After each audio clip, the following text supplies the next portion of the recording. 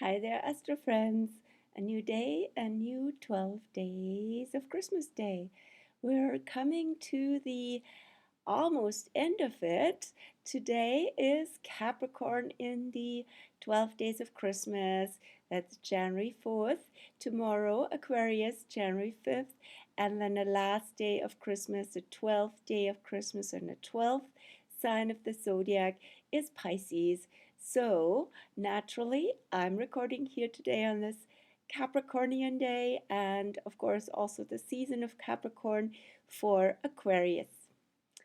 Yeah, what's new for Aquarius? A lot is new. Aquarius is all about the new and the future, the modern world post the Capricorn history and ancient world. This is the juncture that we're in now with Pluto going from Capricorn since 2008 to Aquarius already for a bit this year and then fully from next January 20th, 2024 on.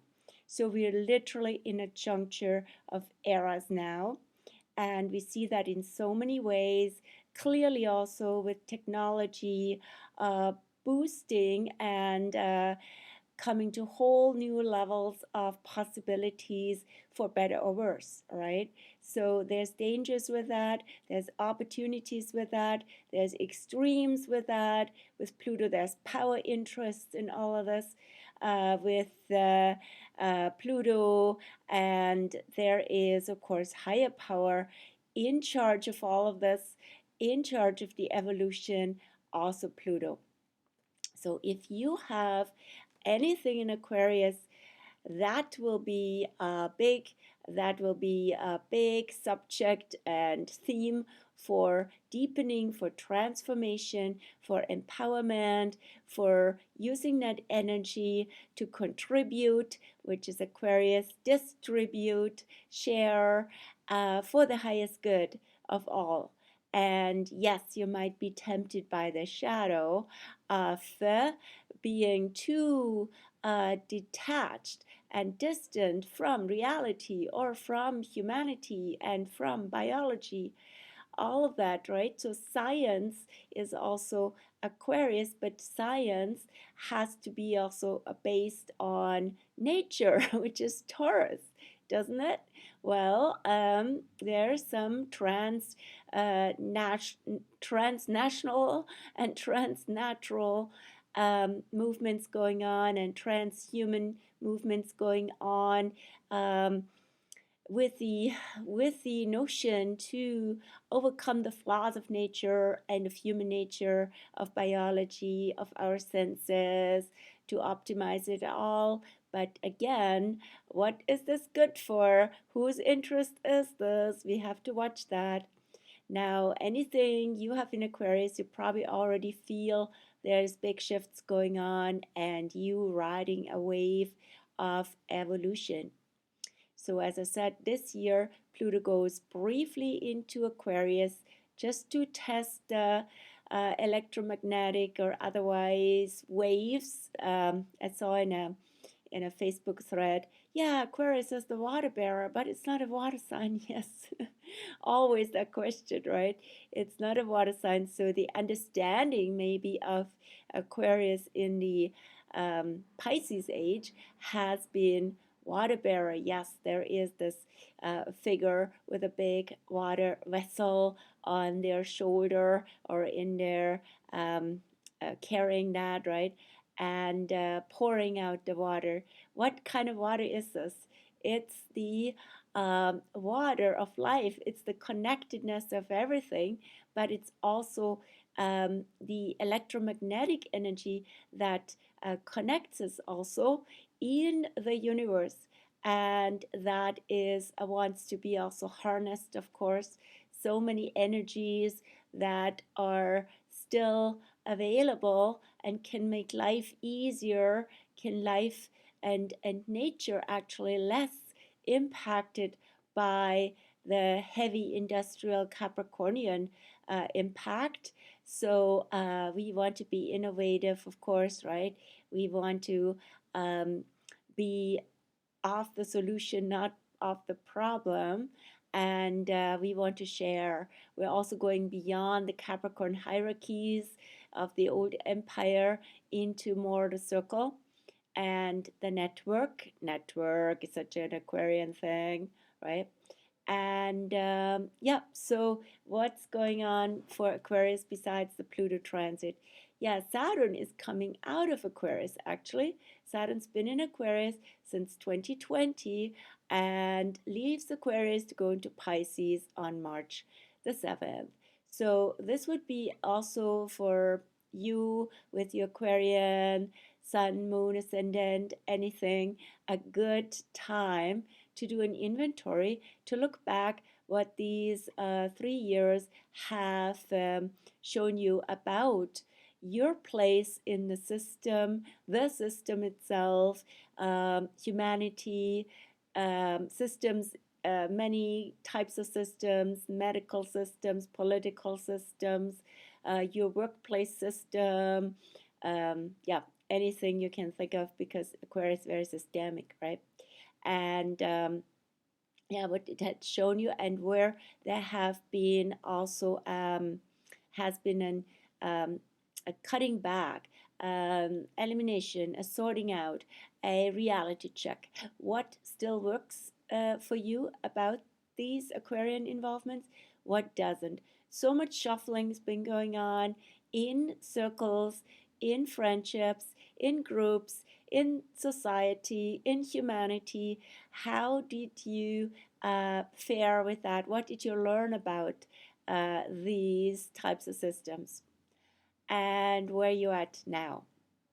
And always important with Saturn transit to watch where judgment comes in, and how experience and sharing experience can be helpful, but judgment can be separative, as can be fear.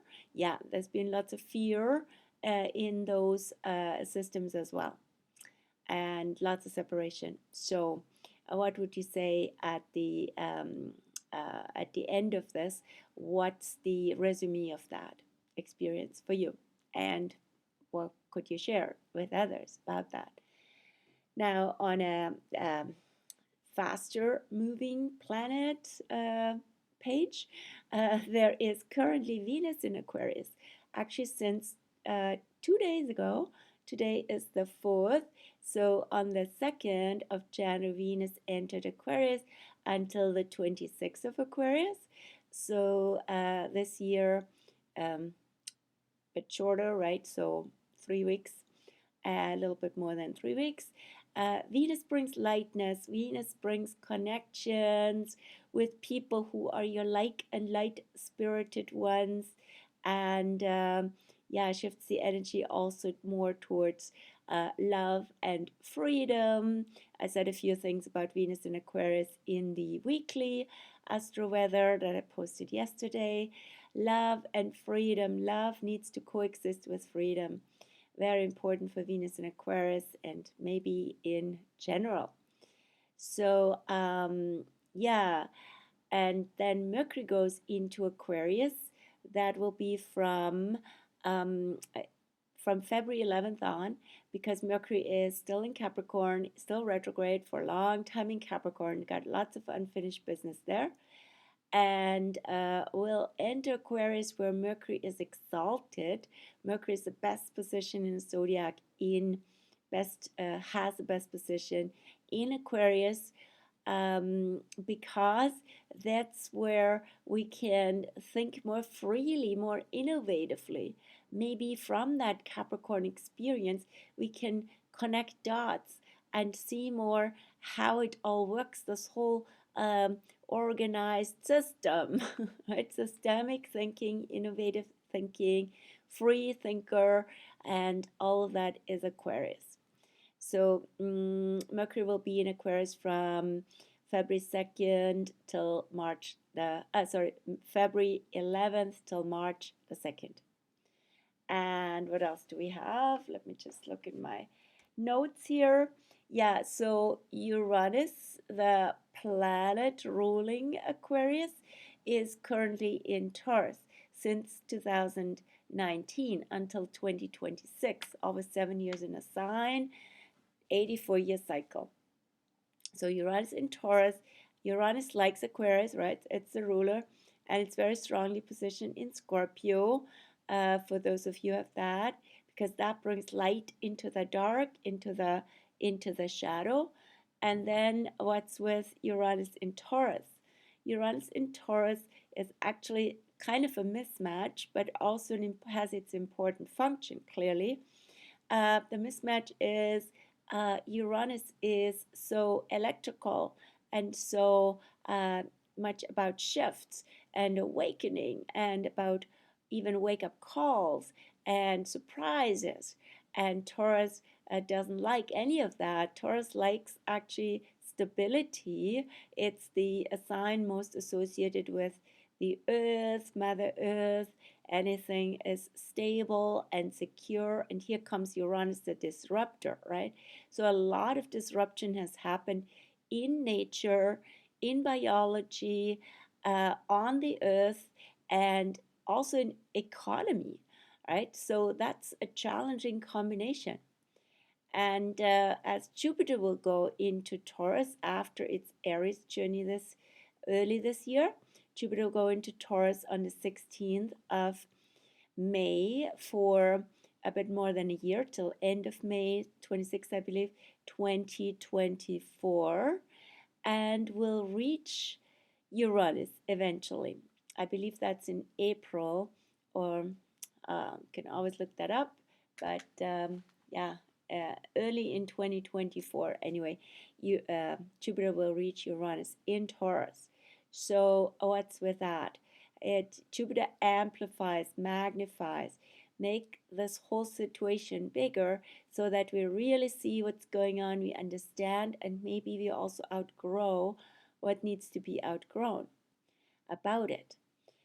So yeah, we have challenges in any of the stable situations currently, let alone the earth, and thinking of war at the same time, right? And food, right? So Jupiter makes it bigger, but it also makes that whole notion for Uranus bigger. So we have to come up with new solutions. We have to be innovative here, right? And we have to also see the disruption for what it really is, how it's motivated really by money, which is again Taurus, sadly and truly, and how that we're not buying into that anymore, where all these, uh, manufactured shifts are really motivated by certain interests that are mostly interested in the bottom line, in money making through crisis. Anyway, so Uranus, Aquarius can see things for what they are, and the whole point would be to be free. So where can we be free in the face of all that, beyond that, or also help awaken other people to be free? That's very, very Aquarian and Uranian. So Uranus in Taurus also helps to wake us up from stagnation, from being in a comfort trap and all that. It has definitely also good functions. And it's all about embodying freedom and anchoring the light on the earth and in the body. So there's also really good sides to Uranus and Taurus. And what else is going on for Aquarius? Lilith goes into Leo, opposite Aquarius, in 4 days. On today's the 4th, yes. On the 8th of January, Lilith goes into Leo until October 4th, and that also brings up our creative, joyful self-expression in a more natural, unmodified, unconditioned, undomesticated way, so that raw quality of Lilith can be really well expressed in Leo. And when we really show from our heart who we truly are, we also find our people, Aquarius, right? So Leo will oppose, Lilith and Leo will oppose Aquarius. So that can be real fun to connect with people who are a really good match for you. But it could be also contrast, right? So Leo is expressive, out there in the light with um, their art, with their expression, with a natural way of beaming, and Aquarius is rather cool and detached. So it can be an inspiration to get into that Leo mode more and be playful and free about it. So what else is going on? Yeah, Venus. Yeah, the tiger, right? Speaking of Leo and felines, we've been also in the year of the tiger, and the tiger is loosely associated from the Chinese astrology of yearly cycles. Yes, there's also monthly, daily, hourly cycles, but usually we just know the animal of the year. And tiger would be associated with Aquarius, actually. It's a loose association, it's not exactly the same characteristics, but there is a connection there. And it all starts with a rat being connected with a Sagittarius, the ox with Capricorn, and the tiger with Aquarius, and then comes the rabbit with Pisces. More about that in tomorrow's video. So the year of the tiger ends with the new moon in Aquarius, which will be on the first degree of Aquarius on the 21st of January, between 1 and 2 degrees, I believe. On the 21st of January, we'll have the new moon in Aquarius. And typically, the new moon in Aquarius, um, if it is, yeah, it typically is the second new moon after winter solstice. That is the eve of the Chinese New Year every year. So this year early, because we had an early first new moon after winter solstice. It came on the 23rd of December in Capricorn. And then we have an early second and early Aquarius new moon. So the Chinese New Year of the water, the yin, rabbit is always yin, tiger is always yang. We also had a yang year, very fierce and chaotic also with the water, very much mirrored in Jupiter and Neptune coming together and the Aquarius influence. Aquarius Pisces in combination can be on a certain basic lower vibration also quite chaotic, right? Because it's ruled by Uranus and by Neptune, and the Uranus part is unpredictable. The Neptunian part is like, oh wow, this is everywhere, this is all over the place, right? So it seems like a chaos to us, but there's also order in the chaos, as we know.